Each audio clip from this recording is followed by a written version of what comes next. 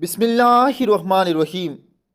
نبی کریم صلی اللہ علیہ وآلہ وسلم نے ارشاد فرمایا، قبر میں مردوں کی حالت ایسی ہے جیسے کہ کوئی شخص ڈوب رہا ہو اور کسی کو پکار رہا ہو کہ کوئی اس کا ہاتھ تھام کر اسے پانی سے باہر نکال لے۔ چنانچہ وہ مردہ ہر وقت اس بات کا منتظر رہتا ہے کہ اس کے باپ کی طرف سے یا اس کی ماں کی طرف سے یا اس کے بھائی کی طرف سے یا اس کے دوست کی طرف سے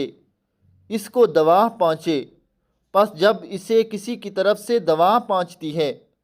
تو یہ دوا کا پہنچنا اس کے لیے دنیا اور دنیا کی تمام چیزوں سے محبوب ہوتا ہے، اور اللہ تعالیٰ قبر والوں کو دنیا والوں کی طرف سے دعا کا ثواب پہاڑ کی مانند یعنی بہت زیادہ ثواب پا جاتا ہے، اور زندوں کی طرف سے مردوں کے لیے بہترین ہدیہ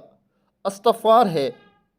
اللہ پاک ہم سب کو اپنے مرحومین کے لیے دعا کرنے کی توفیق عطا فرمائے،